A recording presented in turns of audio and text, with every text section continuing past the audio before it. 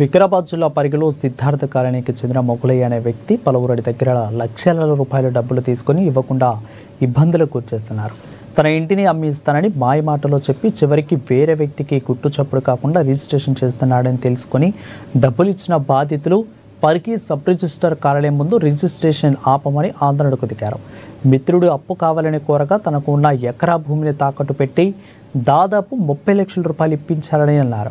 ఇక తనకు రావాల్సిన 30 లక్షల రూపాయలను అడగగా మొదటి మొగులయ్య తన ఇంటిని రిజిస్ట్రేషన్ చేసి ఇచ్చాడు, నాకు రిజిస్ట్రేషన్ చేసి మళ్ళీ వేరే వారికి ఎలా అమ్ముతాడంటూ రిజిస్ట్రేషన్ ఆఫీస్ ముందు ఆందోళనకు దిగగా మొగులయ్యకు అప్పు ఇచ్చిన మరికొందరు అక్కడికి చేరుకొని పోగయ్యారు.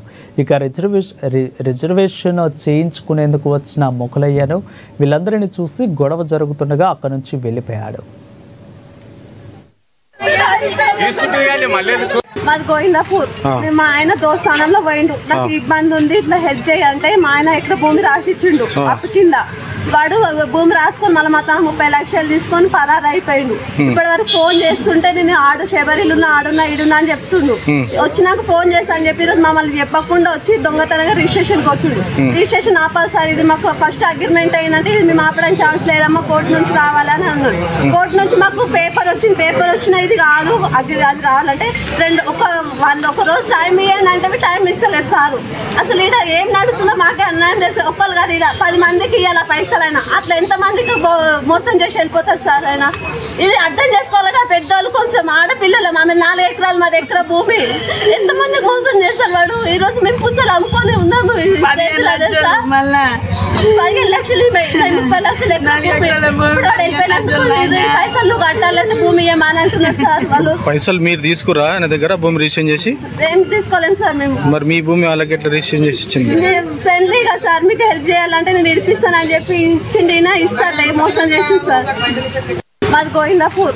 మా ఆయన దోస్తానంలో పోయిండు. నాకు ఇబ్బంది ఉంది, ఇట్లా హెల్ప్ చేయాలంటే మా ఆయన ఇక్కడ భూమి రాసిచ్చిండు అప్పు కింద. వాడు భూమి రాసుకొని మళ్ళీ మా తన 30 లక్షలు తీసుకొని పరారు అయిపోయిండు. ఇప్పటి వరకు ఫోన్ చేస్తుంటే నేను ఆడు శబరిలున్నా ఆడున్నా ఈడున్నా అని చెప్తుండు. వచ్చినాక ఫోన్ చేస్తా అని చెప్పి ఈరోజు మమ్మల్ని చెప్పకుండా వచ్చి దొంగతనంగా రిజిస్ట్రేషన్కి వచ్చిండు. రిజిస్ట్రేషన్ ఆపాలి సార్, ఇది మాకు ఫస్ట్ అగ్రిమెంట్ అయినట్టు ఇది మేము ఆపడానికి బసిరెడ్డి అనే ఒక కామన్ మ్యాన్ వ్యవసాయదారుని తన 20 లక్షల రూపాయలు తీసుకొని అన్యాయంగా మోసం చేస్తూ, అదే కాకుండా చుట్టుపక్కల అక్క చెల్లెళ్ళ తన కూడా డబ్బులు తీసుకొని కొంతమంది రియల్టర్లు అన్యాయంగా మోసం చేస్తూ ఒక కానిస్టేబుల్ అయ్యిండి కూడా ఒక న్యాయం చేయవలసిన వృత్తిలో ఉండి కూడా ఇలా దౌర్జన్యంగా రిజిస్ట్రేషన్ చేసుకోవడం జరుగుతుంది. ఇలాంటి రిజిస్ట్రేషన్ ఆటోమేటిక్ కోర్టు ద్వారా ఆర్డర్ ఉంది, ఆర్డర్ ఉన్నా కానీ పట్టించుకోవట్లేదు. కాబట్టి దయచేసి ఏదేమైనా పోలీసులు దీనిపై తక్షణమే చేసి ఇలాంటి చాలామంది రైతులు నష్టపోతారు. నష్టపోకుండా దీని మీద ఒక పకడ్బందీ ప్లాన్ని ఆలోచన చేయాలనే విషయాన్ని నేను కోరుతున్నాను.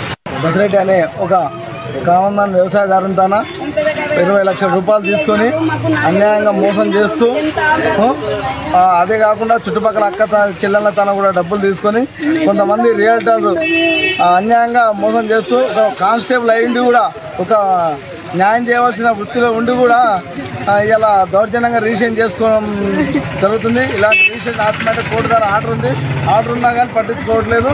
కాబట్టి దయచేసి ఏదేమైనా పోలీసులు దీనిపై తక్షణమే చేసి ఇలాంటి చాలామంది రైతులు నష్టపోతారు. నష్టపోకుండా దీని మీద ఒక పకడ్బందీ